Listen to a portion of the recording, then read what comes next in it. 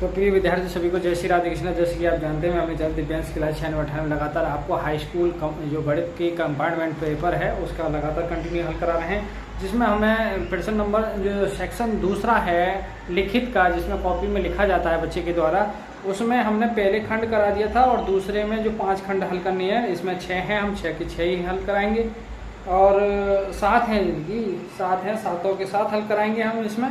लेकिन इसमें जो है प्रश्न नंबर हमने दूसरा का ए पार्ट और बी पार्ट करा दिए हैं। आज प्रश्न नंबर दूसरे का सी पार्ट कराएंगे, जिसमें क्वेश्चन पूछा गया है कि सिद्ध कीजिए किसी वृत्त की किसी व्यास की सिरों पर खींची गई स्पर्श रेखाएं समांतर होती हैं। तो आइए इसको देखते हैं किस तरीका से इसका चित्र है। देखिए इसका हम देखेंगे, एक वृत्त है और एक उसका वृत्त का क्या है, व्यास है, ये सेंटर पॉइंट होगा इसका, ये ए भी एक व्यास मान लिया हमने, और ये कह रहा है कि इसके सिरों पर खींची गई स्पर्श रेखाएं, ठीक है। स्पर्श रेखाएं कैसी हैं, ये बी पॉइंट है, ये मान लो स्पर्श रेखा आपकी 2 है, ये पी क्यू मान लेता हूं, और एक ये आपका आर और एस, और एक व्यास है ये, और इसका सेंटर पॉइंट ओ है।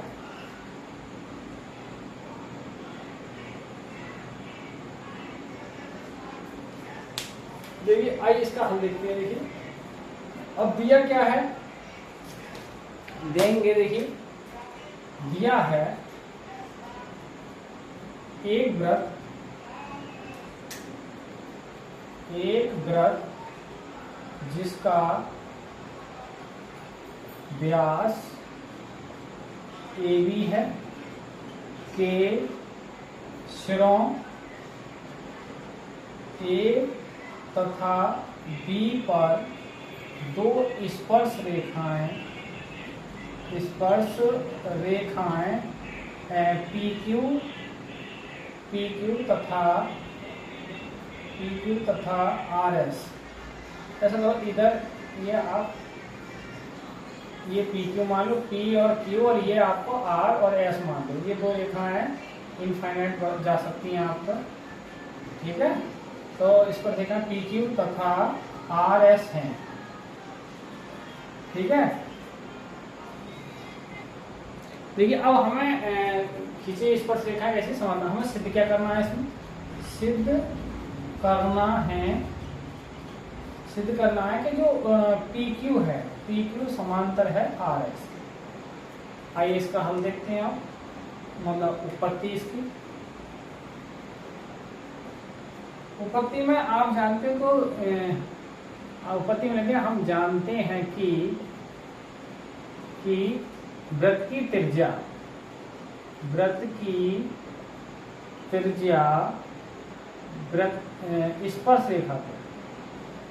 स्पर्श रेखा पर लंब होती है, अर्थात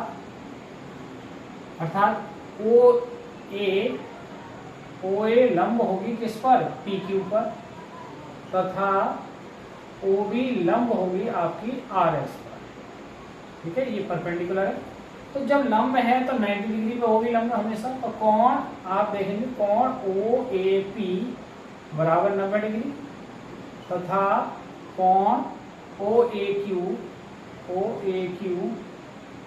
बराबर 90 डिग्री। इसी प्रकार कोण OBR बराबर 90 डिग्री, और तथा कोण OBS 90 डिग्री। अब आप जानते हैं कि कोण जब ये सब 90 है तो कोण OAP बराबर है कोण OBQ के एकांतर कोण से बराबर है, और ये एकांतर कोण से। इसी प्रकार कोण OAQ बराबर है कोण OBR के, ये भी 90 अंश है एकांतर कोण से।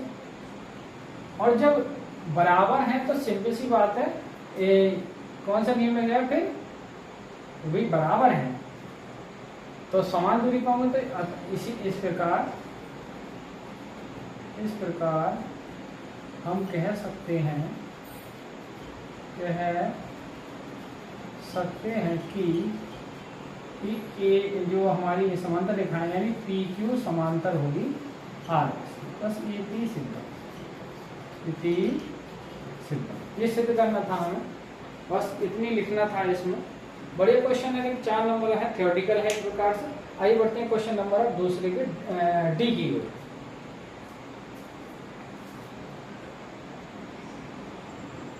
तो विद्यार्थियों ये थेल्स पर में कहते हैं, इसे बढ़िया है क्वेश्चन आया है। यदि कोई एक रेखा त्रिभुज ABC की भुजा AB और AC को क्रमशः D और E पर प्रतिच्छेद करे तो भुजा BC के समांतर हो तो सिद्ध करो कि AD बटे AB और AE बराबर होगा EE बटे AC होगा।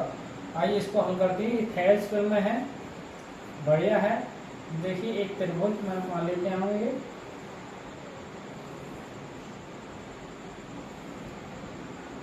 ये A B और ये आपका C, और ये आपको AB को D पर और AC को E पर प्रतिच्छेद करती है। अब देखो दिया है, दिया क्या है, आप दिया है त्रिभुज ABC में भुजा AB तथा AC को D तथा E पर प्रतिच्छेद बिंदु है। तो ABC में भुजा AB तथा AC के D तथा E प्रतिच्छेद बिंदु है, और DE समांतर दिए है BC के। अब ये दिए, आइए और सिद्ध क्या करना है।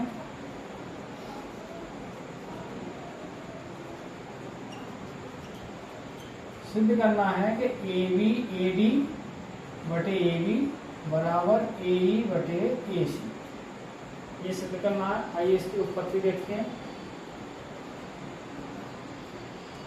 अब उत्पत्ति में क्या देखिए, आप त्रिभुज ADE व त्रिभुज ABC में दो त्रिभुज दिखाई दे देंगे, ADE और ABC में। तो कोण, ध्यान समय, कोण ADE बराबर होगा कोण ABC के संगत कोण से, और कोण AED बराबर होगा कोण ACB, ये भी कैसा होगा, संगत कोण से। और कोण A बराबर होगा कोण A के उभयनिष्ठ। तो फिर त्रिभुज क्या होंगे, त्रिभुज ADE समरूप होगा त्रिभुज ABC की। अब समरूप त्रिभुजों में संगत भुजाएं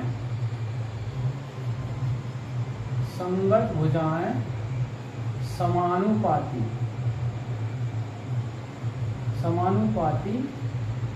होती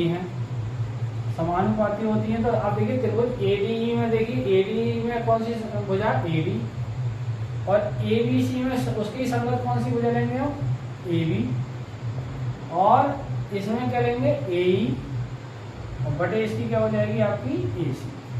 बस यही लाइन क्या है, इति से यही हमें सिद्ध करना है, संगत भुजाएं समानुपाती होती है। ठीक है, बड़े क्वेश्चन था ये भी 4 नंबर। आइए बढ़ते हैं क्वेश्चन नंबर अगले की ओर। आइए विद्यार्थी देखिए क्वेश्चन है दूसरे का। ई पार्ट दे रखा है कि वर्गांतराल दे रखा है 0 से 11, 11 से 22, 22 से 23, 33, 33 से 44, 44 से 55, 55 से 66। वार्माता देखिए 9, 7, 27, 24, 15 और 8। कह रहा है इसका समांतर माध्य ज्ञात कीजिए। तो देखिए समांतर माध्य ज्ञात करने के लिए क्या है, हमें एक मध्यमान की टेबल चाहिए और एक एपेक्स की चाहिए। तो आइए इसको देखते हैं। अब देखिए इन दोनों को जोड़ के आधा करेंगे तो इसका कितना हो जाएगा,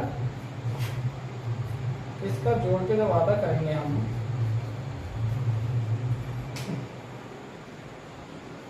तो इसका हो जाएगा 5.5। अच्छा 11 और 22, 33, 33 के जब हम आधे करेंगे तो हमारे कितने आएंगे 16.5।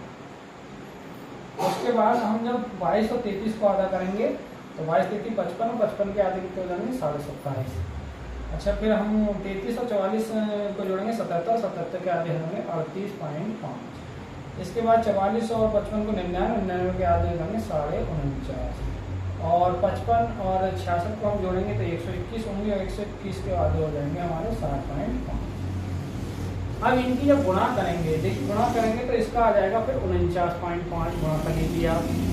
और अगले की इसकी गुणा करेंगे 16 की 700, 16 सब 100 और लगभग 100, ये आएगा 115.5। अच्छा, 27 की जब गुणा करेंगे 27.5 से तो इसका आएगा 742.5। 38 की जब 24 से गुणा करेंगे तो 924 आएगा इसका। और 49 की जब 15 से हम गुणा करेंगे तो इसका भी 742.5 आएगा। अच्छा, फिर हम इसकी करेंगे 60 की 8 से तो ये आएगा आपका 484.0। अब इसे जोड़ रहे हैं हम तो देखिए 9 और 7 16, 16 और 7 23, और 23 और 4 27, 27 5 32, 32 40, 40 के 0 हाथ में 4, 4 1 5, 5 और 4 9, ये 90 हो जाएगा। और इसका जोड़ जब सिग्मा एफ एक्स का आप करेंगे तो ये आएगा 30,058। तो हमें क्या चाहिए, समांतर मार्ग। तो समांतर मार्ग क्या होगा, सूत्र होता है सिग्मा एफ एक्स बटे एन। तो ये 3058 को भाग करेंगे हम 90 से, 0 काट देंगे, पॉइंट लगा देंगे और 9 से भाग करेंगे तो 9 3 27 बचे 3, और फिर 3 बचेंगे, फिर 9 3 27 तो 8 बचाएंगे, यानी 88 हो जाएंगे पॉइंट, और फिर 9 9 81, और लगभग ये 7 भाग जाता है। तो इसको लगभग हम 33.98 लिख सकते। तो ये समांतर मार्ग आ गया, बढ़िया क्वेश्चन था। बस एक क्वेश्चन और बचा है दूसरे के पार्ट में एफ, आइए उसको भी देख लेते हैं।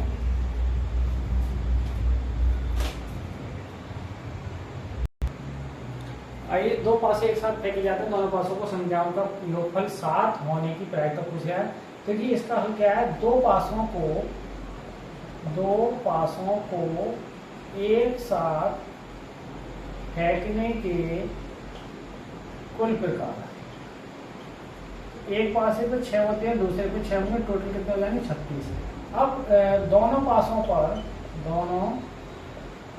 पर योग संख्या 7 का योग फल होने के